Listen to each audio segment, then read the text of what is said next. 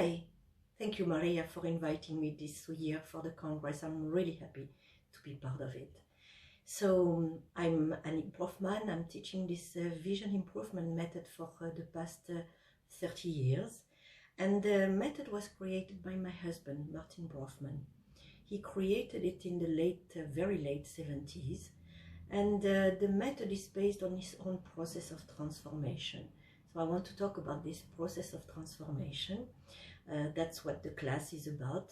But I want to talk about it to give you really a taste of what transformation is about. So I hope it will give you an idea of how to get from blurry vision to clear vision. I want to give you some tools about it. So the method was created again in the late 70s. My husband went through a process of healing. In 75, you know, he had a normal life. He was a computer designer on Wall Street and married, 2 kids. And one day he got sick. He was brought to the hospital and they told him that he had a tumor at the level of the neck, so he needed to get an operation. And he might die during the operation, or he might get out tetraplegic.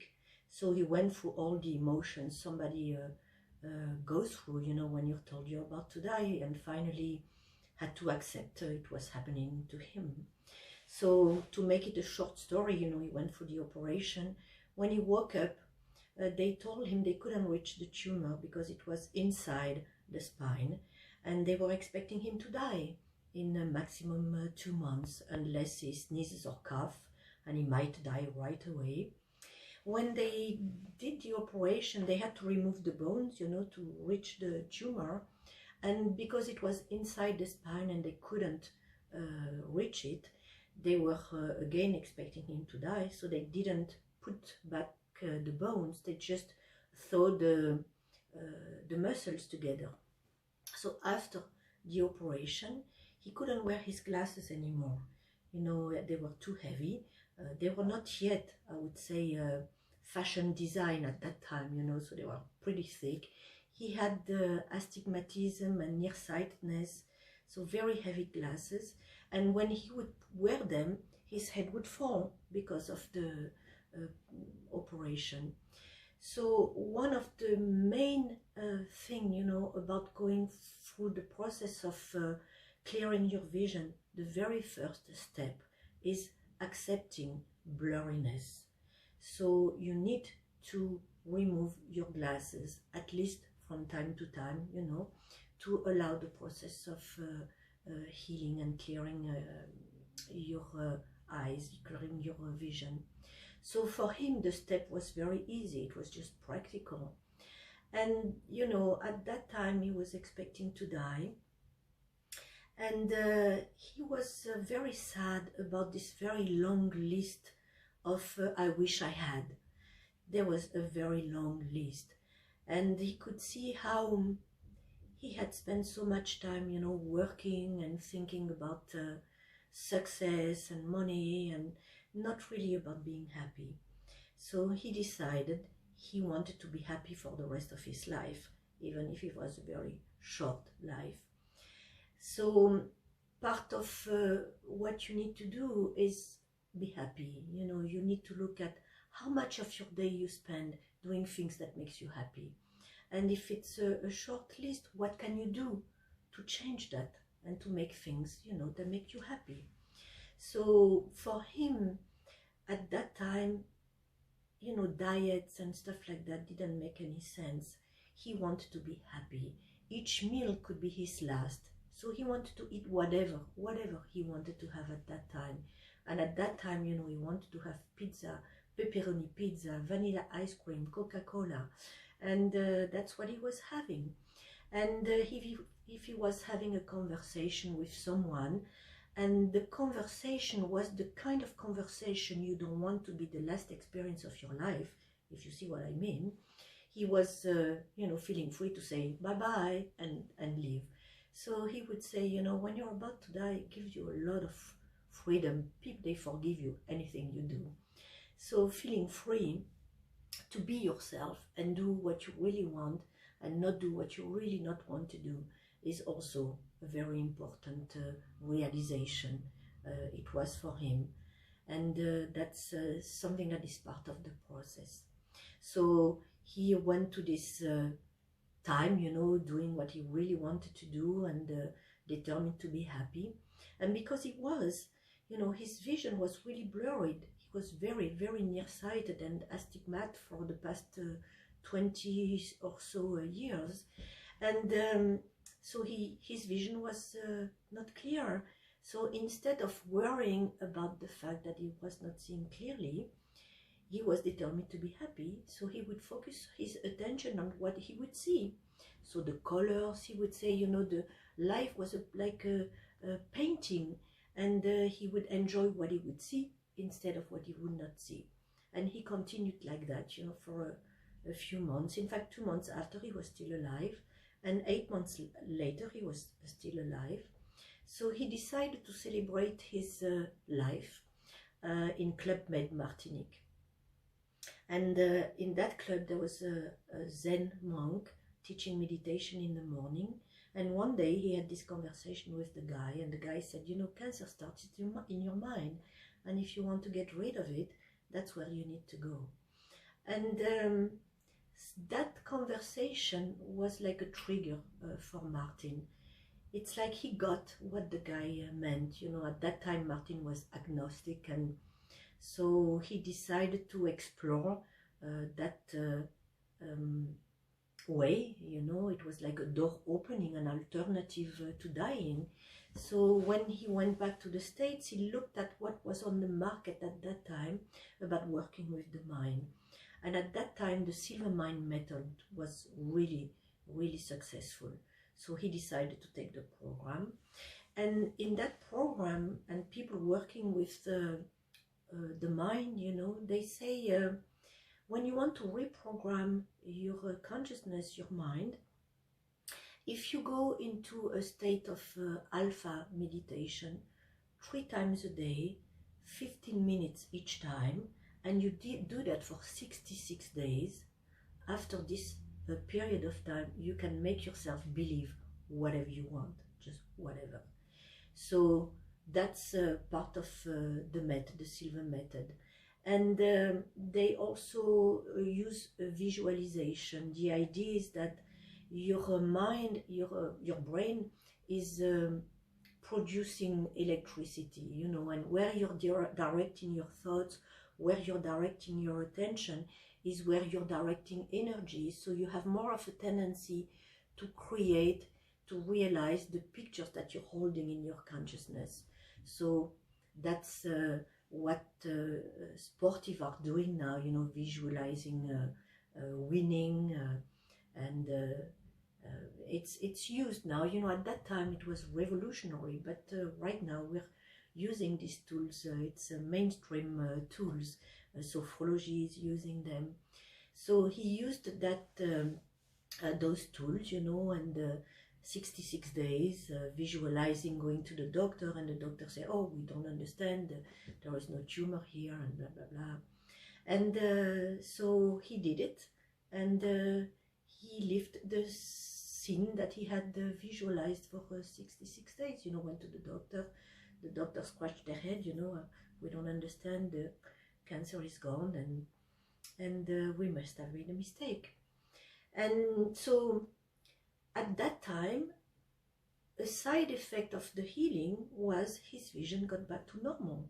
So that's the first thing that really got him interested. You know, he said, what did I do right to also clear my vision?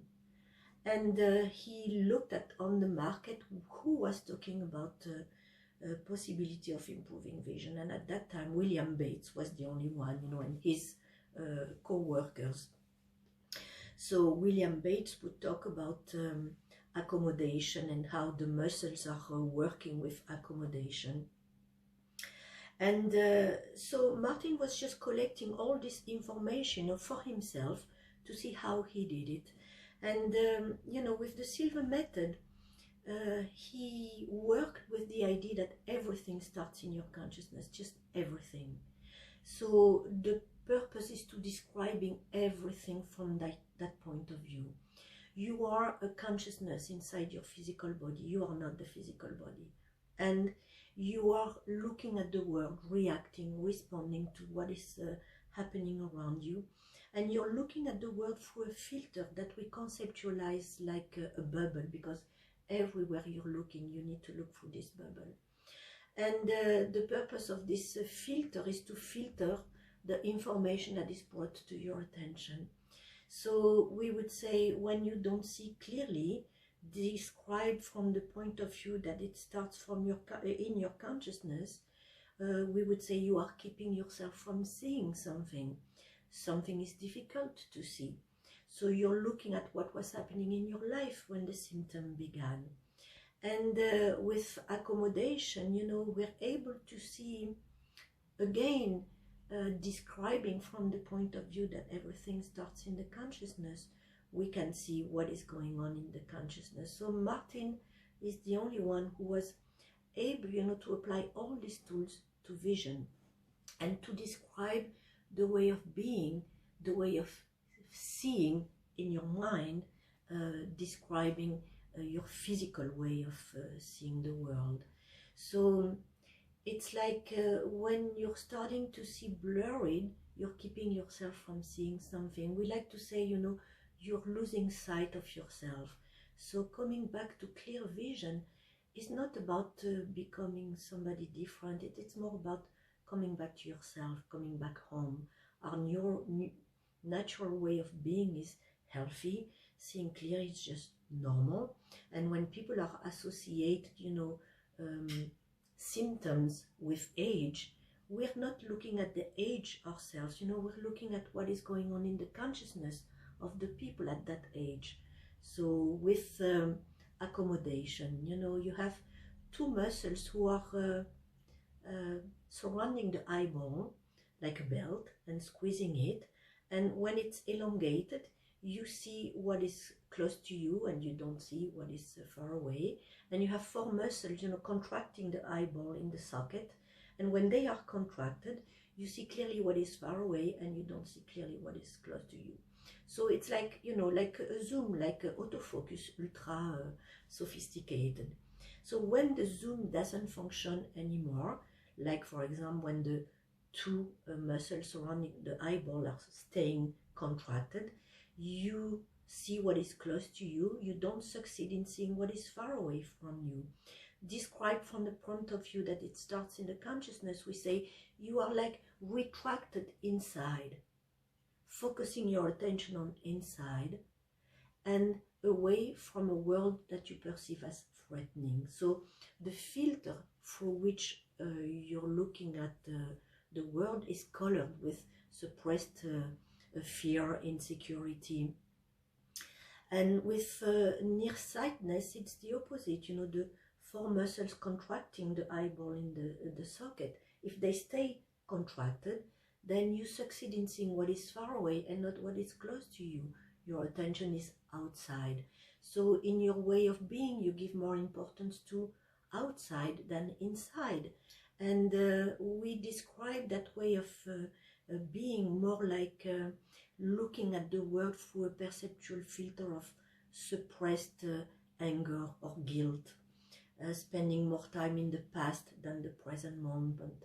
With nearsightedness, you're spending more time in the future than the present moment. Your physical body is here, but your mind is either in the past or the future. With astigmatism, you have uneven pressure on the different muscles, and then your vision is distorted. So we're talking about confusion. So again, you look at what was happening in your life at that time. And with nearsightedness, it's about fear. With farsightedness, it's about suppressed anger. And with astigmatism, it's confusion. So I can talk about other symptoms, you know, if we describe them from the point of view, it starts in the consciousness. It's very easy to see the figurative meaning of any kind of symptom, like with cataract, you know, the person might get blind. So we say People, they kind of close the windows. There is just nothing to look forward to. So that means they had a goal, they had a purpose, but the way they're talking to themselves, they say, I will never reach it, so why bother? And they're closing the windows. So that's part of what is going on. You know, you need to look at what is going on with your eyes, not with a problem with your eyes themselves, but with stress, a stressed way of seeing the world. With nearsightedness, I want to give you an example. I had a friend of mine. He realized that he got nearsighted when he was 8. And when he was 8, one day he went home earlier than scheduled, and he found his mom with another guy, you know, in bed. And he didn't want to see that. He was wearing glasses right after that. You can imagine this little boy seeing this scene, and his world is collapsing, and he doesn't want his world to collapse. So if you don't see the scene, if you don't feel the emotion, then you pretend everything is fine. So that's what we're talking about. So with accommodation, it's interesting to see that many people, they say, you know, when they get their glasses, they are not comfortable, in fact. And the optician says, well, your eyes need to get used to your glasses. Why? They were prescribed for those eyes, you know. Why should they have to get used to those glasses? So we have another explanation. When you get your glasses, maybe there is something different in your mind. Maybe the stress is different. Maybe the muscles are in a different shape. Your eyeball is in a different position. Maybe it's better. And when you are doing that, you know, getting your eyes used to those glasses, in order to do that, you need to put the eyeball and the muscles in the same exact position they were the day of the exam. That means you need to put your consciousness in the same state of stress, and that's when you're starting to look at everything with the same filter. If we're talking about nearsightedness, you're looking at everything with fear and insecurity, and you develop a personality that is not really reflecting who you are. And that's why we're talking about a process of transformation. You develop a way of being that is not you. So when you're releasing this way of being, you're coming back to yourself, not becoming another person. And it's a very, very joyful process. So Martin, in his advices, you know, in his class, first thing is it needs to make sense to you that the symptom starts in your consciousness. You need to look at what was happening in your life when the symptom began. And if it talks to you in some way, then, you know, it's about releasing this filter of fear, or releasing the anger or guilt, coming back to the present moment. And then on his way for healing, he realized, you know, again, he was agnostic before, and he got in touch with a kind of spirituality without religion. It can be with religion, it can be without a religion. And spirituality is about identifying with your consciousness instead of your physical body. You know, it's about understanding that there is more than what is physical. He got in touch with his intuition, you know, this deep feeling of having a purpose in life. And you know, when we come into the world, we come with a list of stuff that we want to achieve, and it can be anything. You know, life is about being happy. So sometimes, you know, the only thing you want to experience in this lifetime is enjoying life with family. You know, you want a job that is not too exhausting, and then nice friends, and just cooking for your family, doing barbecue in the weekend. That's fulfilling. You know, whatever makes you happy, that's what life is about. And some people, what they love to do is fix mothers, and they wake up in the morning, that's all they want to do all day, and have a nice family life. And then some people want to change the world, so you have a list of stuff that you want to achieve. And the idea, see, with improving your vision, it's just having a much deeper meaning, because sometimes with the symptom, again, you are losing sight of yourself, and maybe you are losing sight of your goals and what you're really here for. So it's a beautiful journey coming back to clear vision, because it's putting you in touch with I would say the level of your spirit. So when you're aligning your personality with your spirit, then you're living your life, you know. It's like surfing, listening to your intuition. It's like living life through grace. You're at the right moment with the right people doing the right thing, and that's what it is about, you know. And so when you're happy, when you do things that make you happy, you get that as a new habit, you know. And again, this sense of connection with your spirit. So that's a very important part of the process, you know. So of course we use relaxation, visualization, reprogramming, positive reprogramming applied with vision. So we work on the mind, reprogramming. We work with your consciousness, you know, this process of transformation, and also on the physical level with yoga for the eyes.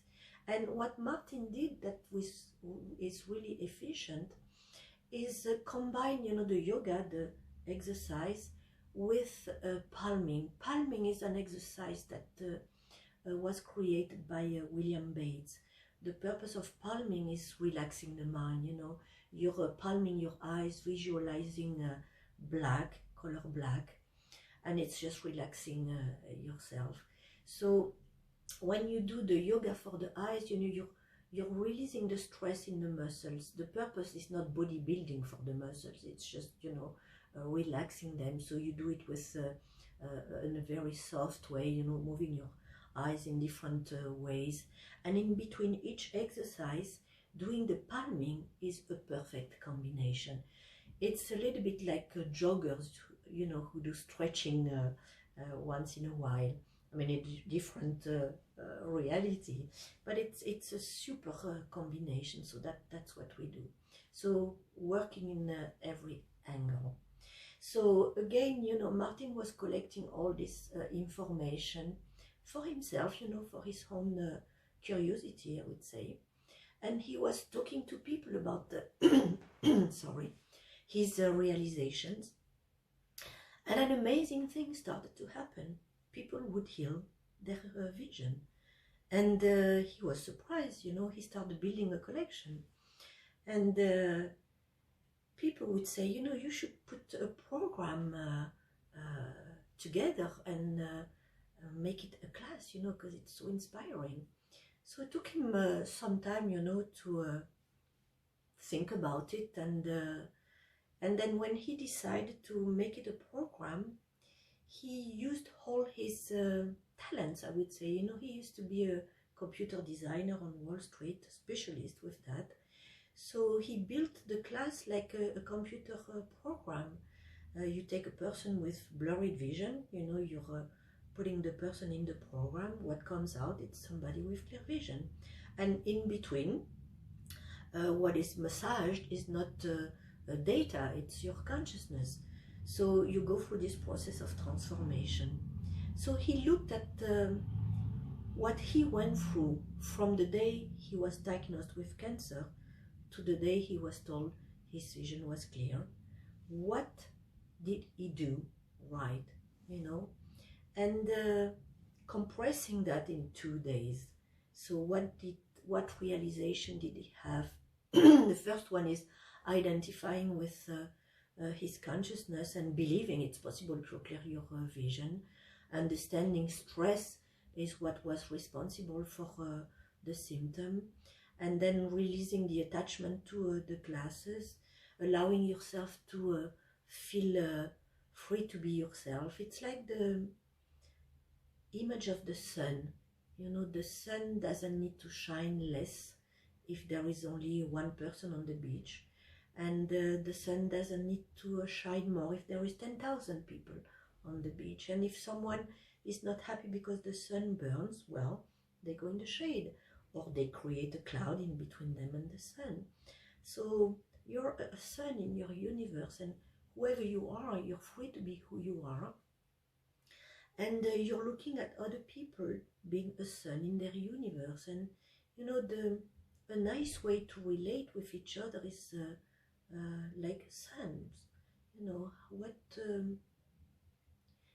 You know, you are free, and so is the other one. You are responsible for yourself, so is the other one.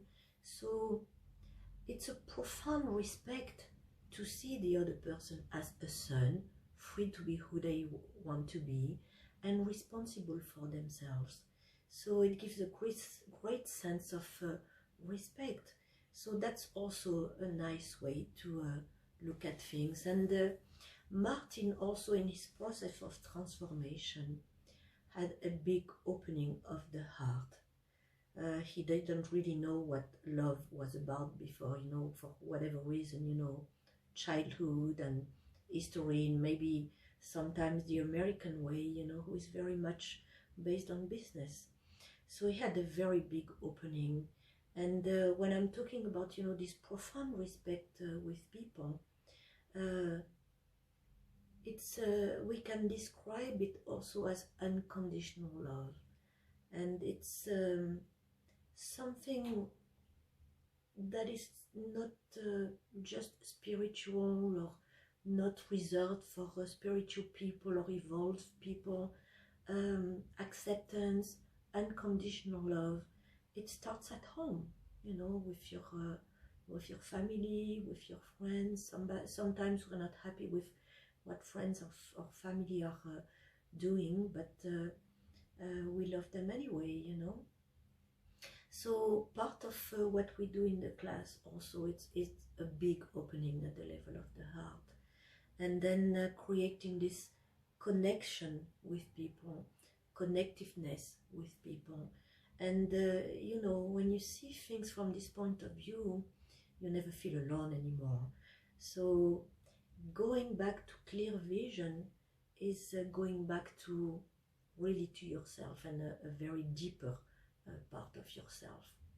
So we're also looking at chakras, and it's very interesting. When Martin was going through his process of transformation himself, you know, he was so curious. So he was looking at psychology and medicine, and he was looking at all the Eastern philosophies and chakras, and he wanted to have a model for himself, for his own healing.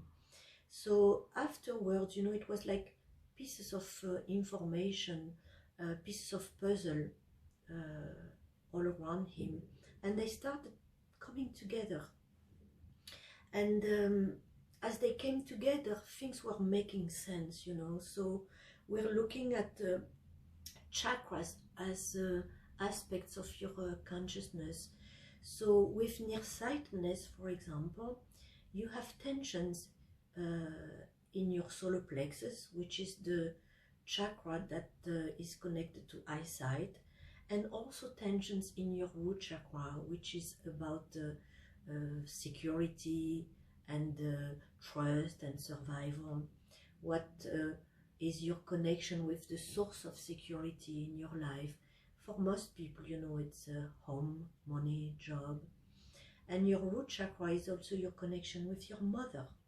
So when you come into the world, your mother is the source of nourishment, and you're taking decisions about how it is at home with mom. Either you feel nourished or you don't feel nourished, and you're building a model that becomes the model of the relationship you have with everything representing security in your life. So you have tensions in your solar plexus about you know, solar plexus is about being yourself, owning your power, feeling free to be yourself is this definition of who you are. And with nearsightedness, you have tensions in both these chakras. With farsightedness, you have, of course, tensions in the solar plexus, but also in the throat chakra, which is about expressing, saying what is true for you.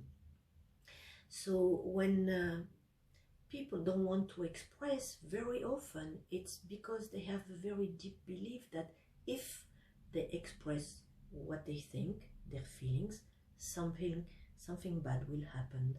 And it's only a belief, and you can change your beliefs, whatever they are. So you can decide that whenever you're expressing what is true for you, like anger, then something wonderful happens. The only way to resolve misunderstanding and tensions is through communication. So if we're talking about anger, it's not about blame. You understand? It's about expressing a feeling. I think there is a confusion in our society about anger. People, they see that as something negative. But anger is not shouting or blaming. It's about expressing an emotion. You don't say you did something wrong, because that's a judgment. If you say you did something wrong, you don't see the other person as a son, but you can say, I don't like when you do that.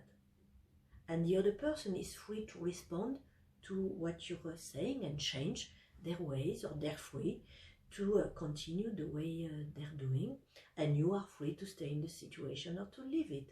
So it's another way to relate. And with astigmatism, there is confusion. You know, it can be any chakras. So you're just looking at the world through a filter of confusion. If we're asking someone with astigmatism, what do you want? Something comes, but they decide it's not appropriate to say that, and they say something different. What would be appropriate? And if you're asking them, what do you feel in that situation? Something comes, and they say, no, it's not appropriate to say that. I will say that instead. And to be convincing, the first person to convince is themselves. They're convincing themselves, oh, that's what I want, that's what I feel, instead of what came first. And that's when the confusion is starting. And again, you develop a certain way of being. You know, I had astigmatism at some point in my life because I was keeping myself from being who I really am in the context where I was. And it was just terrible. You know, when I would go to the restaurant and I would pick something, it was just never the right thing. And what the person having dinner with me or lunch, you know, had chosen was always better, you know, than what I did. So it's like a total confusion of your own values and those you live with. So you're looking at what was happening in your life when the symptom began again. You know, if you were a child, did you really express your feelings, or what you really wanted, or what you thought your parents wanted you to want, or what they would feel more comfortable with you expressing feelings? You know, so if it was when you were older, was it when it was time for you to pick a job? You know, did you choose what you really wanted? For me, it was when I was studying to be a lawyer. The values that were taught in the university was like a world apart from what I was raised with. And I wanted to fit so much in that university. I changed my beliefs, I changed my values, and that's when the symptom began. And what is interesting, you see, is that when I changed, I left this university and I went to a school to be a social worker, and I was back with my values, you know, back home in that school. I was raised in a Catholic school, you know, so being a social worker is like being a nun, except you can be a mother too, you know. So anyway, I was home, and again, what was interesting is that my vision came back to normal. I didn't know anything, didn't use any tools. I just came back home in that way. So you know, it's really about coming back to yourself and what is true for you. So again, what was happening in your life when the symptom began? Look at that. It's you might be aware of a few different things, or if you don't have the memory because you were too young, maybe you have brothers and sisters or your parents who can tell you what happened. Or sometimes you have ages, you know, that are important. You know, was it the first time you went to school? Was it puberty? Was it a divorce? Was it when brothers and sisters were born? Something happened that triggered a certain response from you, a certain stress. You know, it can be the fear of not being loved, of or the fear of judgment for because you're different from other people.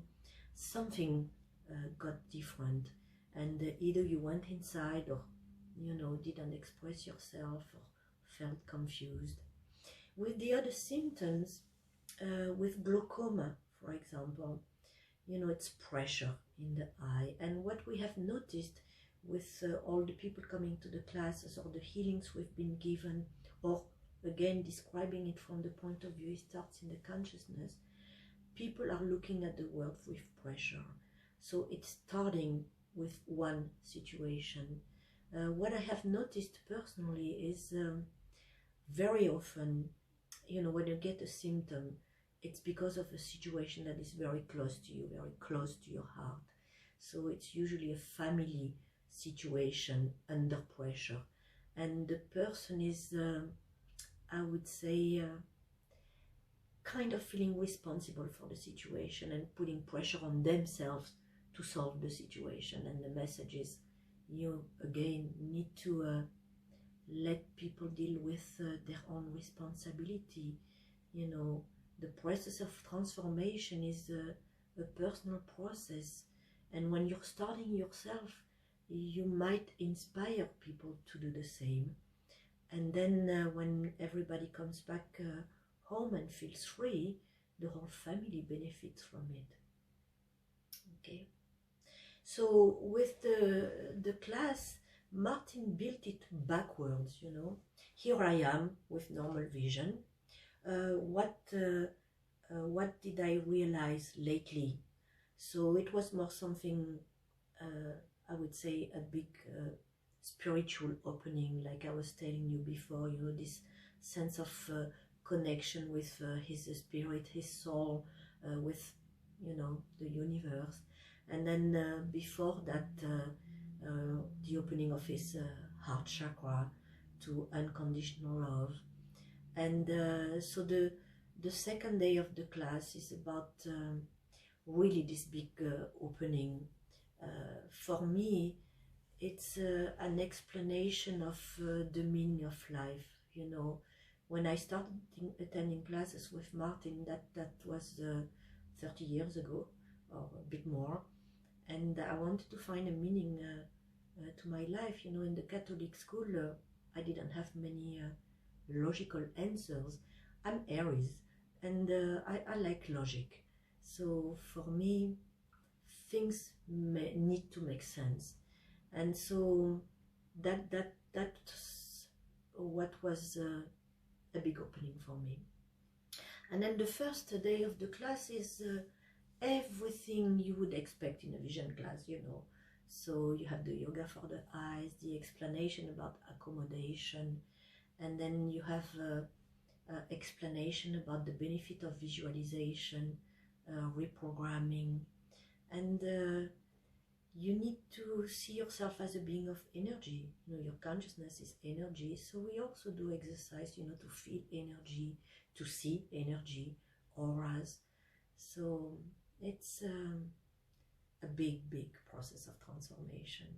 So everything that you do in these 2 days is what Martin has been doing, you know, for about a year, I would say. You know, between the diagnosed and the healing, a year went on, you know, about.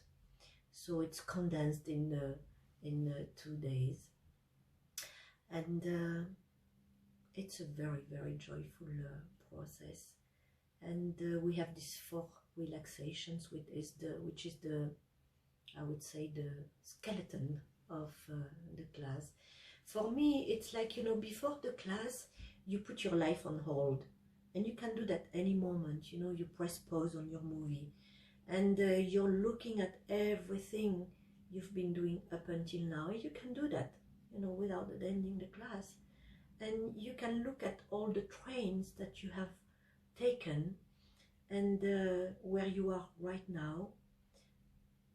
And maybe with all the trains that you have taken, you have something, some talent that is showing up. And so you can spend 2 days in a class, or you can spend an hour, or maybe a few hours looking at what if everything started in my consciousness? What if all that time I had been listening to my intuition instead of judging myself for not going all the way to everything, you know.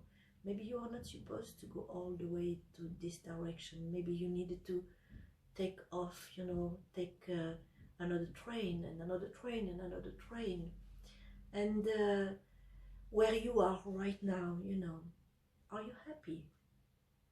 And if you're not happy, maybe it's time to get off that train and see which other train is waiting for you in the train station. They don't stay forever, you know, so you need to catch the moment.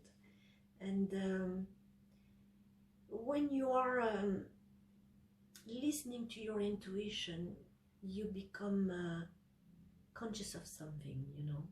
You're in the right place, in the right moment, with the right people. It's like a state of grace, like a flow, and defined by your spirit or your soul, you know, when you're just following your emotions, or things flowing or resisting.